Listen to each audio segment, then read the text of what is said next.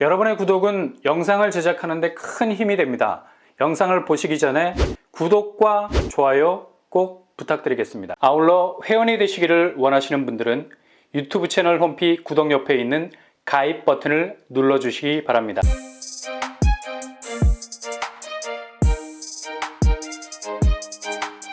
안녕하세요. 뻔뻔한 목독바입니다. 어제 둔촌주공 아파트 당첨자 계약이 시작이 됐죠. 1월 3일부터 1월 17일까지 무려 보름 이상 계약을 하게 되는데요. 굉장히 보기 드문 계약 일정이죠. 보통 계약은 2, 3일 정도면 마무리가 되는데요. 거의 같은 시기에 분양을 했던 장이자의 레디언트는 이미 12월 27일에 시작해서 29일까지 3일간 계약을 마무리 지었습니다. 아직 결과는 공지가 되지 않았고요. 그리고 강동 헤리티지자이 역시도 이번 달, 그러니까 1월 10일부터 1월 12일까지 3일 동안 정당 계약을 시작합니다. 근데 둔촌주공은 계약일이 15일을 넘어가고 있죠. 물론 일반 분양 물량이 5,000세대에 가까우니 여타의 다른 분양단지와는 규모 자체가 격차가 나서이기도 하지만 이게 사업비 부분이 상당히 중요하게 걸려있기 때문입니다. 둔촌주공이 증권사로부터 받은 자산 유동화 기업 어음, 그리고 전자단기사채의 만기가 이달, 그러니까 1월 19일에 돌아오게 됩니다. 계약일이 1월 17일에 종료가 되기 때문에 만약 이 시점까지 계약률이 80% 정도에 미치지 못하게 되면 상당히 어려운 국면으로 갈 수 있다는 얘기죠. 그래서 계약일을 보름 정도 잡은 것으로 보이고요. 요즘 청약시장 분위기가 그리 썩 좋지 않아서 이렇게 분양 완판의 기준은 더 이상 경쟁률이 아닙니다. 바로 계약 성사율이죠. 아무리 청약 마감을 지원자 정족수를 충족해서 채웠다 해도 이후 계약에서 펑크가 나면 시행사 입장에선 굉장히 골치가 아파지는 거죠. 그래서 둔촌주공 계약 일정은 굉장히 중요한 둔촌주공 재건축 사업의 성패가 달려있다는 얘기입니다.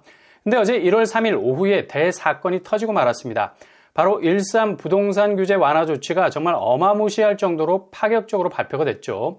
어제 발표된 부동산 규제 완화 조치는 2009년, 2010년 부동산 규제를 푼 것과 비슷한 느낌이 들죠. 당시 MB정부가 규제를 파격적으로 푼 것도 2008년도 금융위기가 왔을 때 부동산 시장이 거의 초토화가 될 만한 충격을 던져줬습니다. 연착륙은 꿈도 못 꿀 정도로 그냥 랜딩 기어 내리기도 전에 추락할 위기감이 팽배했었죠. 그래서 그 다음에부터 부동산 규제를 파격적으로 완화하는 조치를 내놨고요. 금리도 2%대로 급하게 내렸습니다.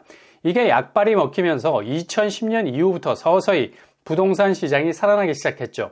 어제 1월 3일 부동산 완화 조치는 MB 때보다 더 단기적이면서 빠르게 나온 부동산 시장에 대한 정책이라 볼 수 있겠습니다.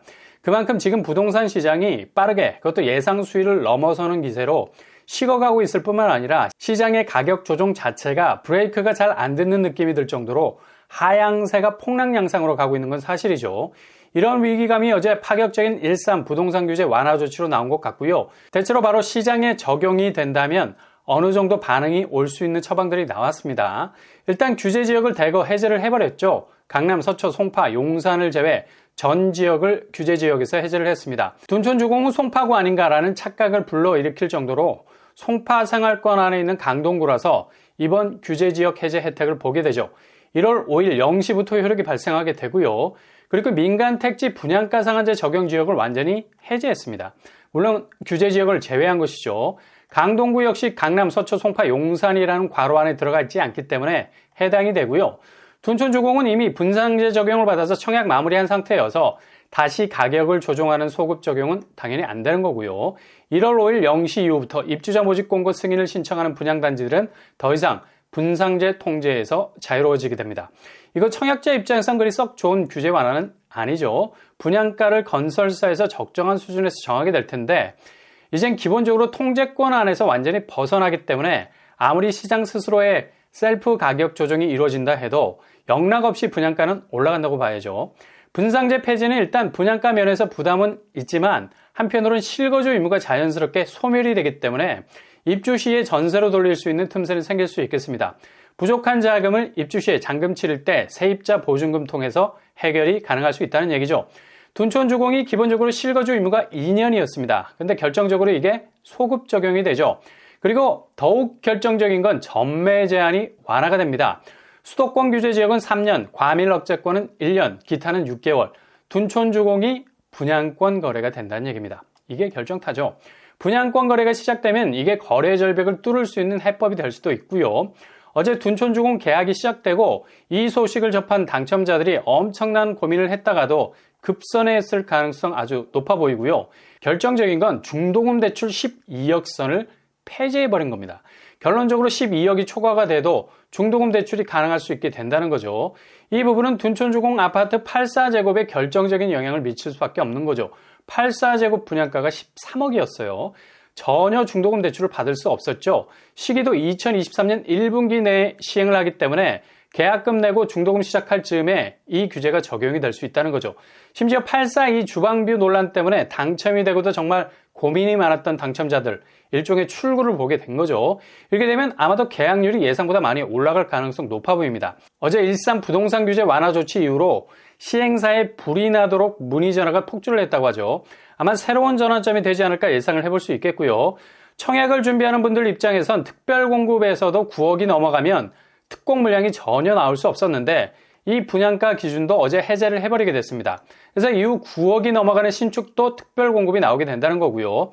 이 부분은 나름 현실적으로 접근할 수 있는 부분이 있죠.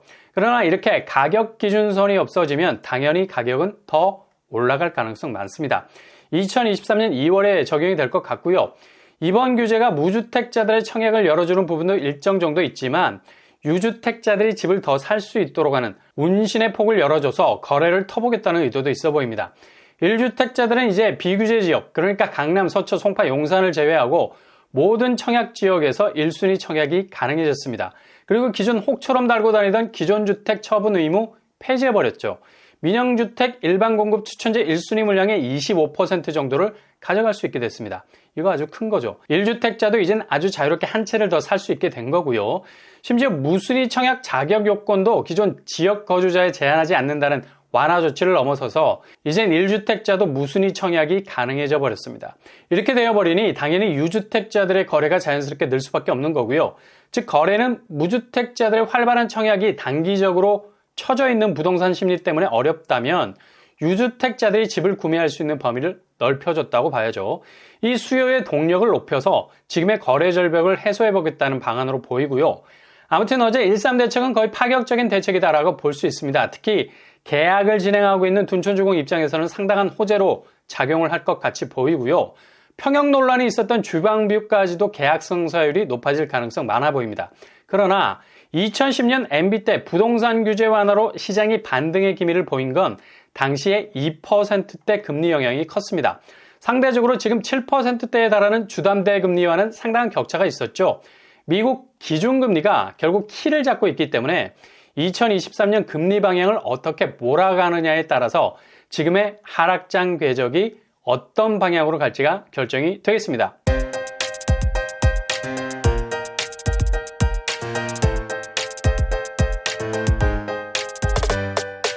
오늘 부동산 캐릭터처 어제 둔촌주공 계약이 시작이 됐습니다. 동시에 일산 부동산 규제가 발표가 되면서 12억이 넘어도 중도금 대출 가능, 실거주 의무까지도 폐지가 되고 심지어 전매 제한까지도 완화가 되는 대책이 나오면서 계약률이 높아질 가능성 많아 보입니다. 청약자 입장에선 분상제 폐지가 오히려 분양가를 자극할 수 있는 여지가 있을 수 있어서 부담이 될 수 있고요. 금리가 여전히 불안정한 상황에서 얼마나 시장이 다시 회복할 수 있을지는 지켜봐야 할 대목이 되겠네요. 오늘도 항상 여러분의 길이 꽃길만 되실 수 있기를 바랍니다. 이상으로 뻔뻔한 복덕방을 마치겠습니다. 구독과 좋아요 부탁드립니다. 감사합니다.